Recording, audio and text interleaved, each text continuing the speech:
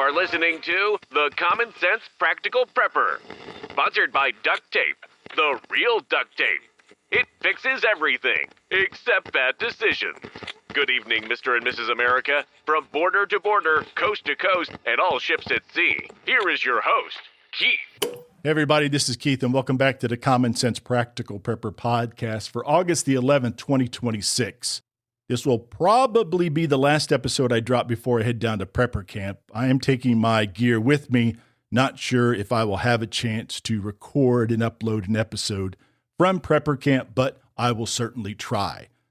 So tonight we're going to talk about when convenience becomes a vulnerability, and we're talking about smart items that we have in our homes. These are things that we invited in voluntarily, something we paid money for. We took perfectly functional homes and made them dependent on cloud servers, Wi-Fi signals, and subscription services just so we could say, hey, Alexa, turn off the lights, instead of walking the 10 feet to a switch. So the trade-off that we stopped questioning. Every piece of smart technology in your home is a transaction. You are trading autonomy for convenience. That's the exchange every single time. A smart lock. You traded the certainty of a mechanical deadbolt for the convenience of not carrying a key. A smart thermostat. You traded a dial you control for a schedule that someone else's server maintains. Cloud cameras. You traded owning your footage for the convenience of checking it from your phone at work.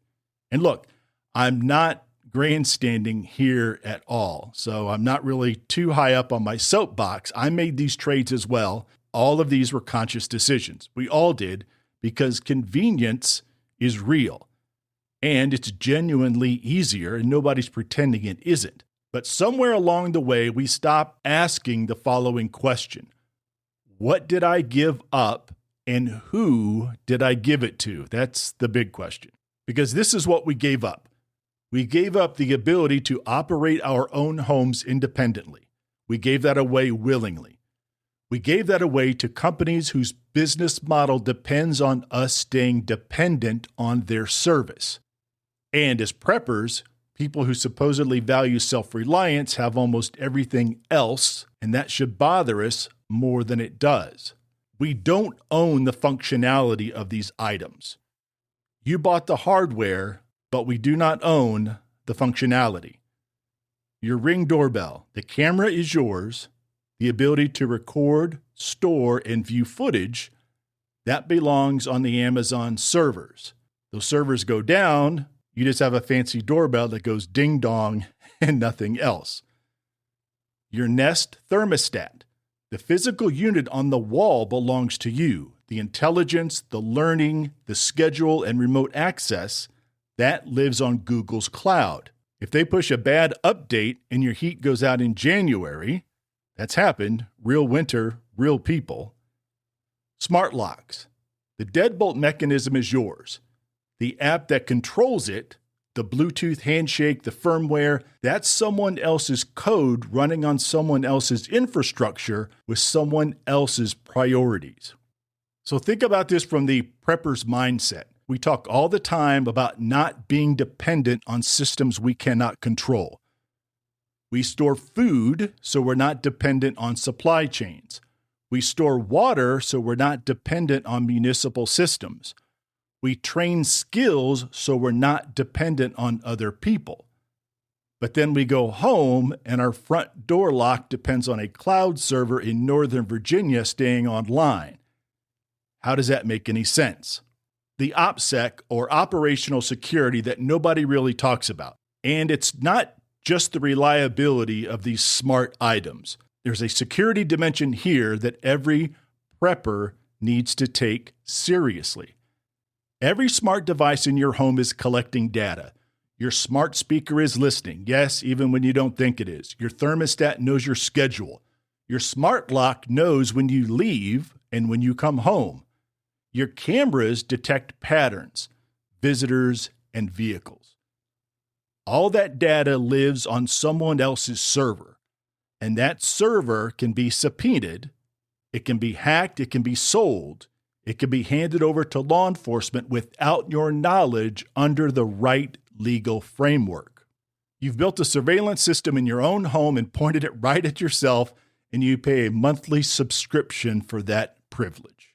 So for a community that talks about operational security, we have a massive blind spot here.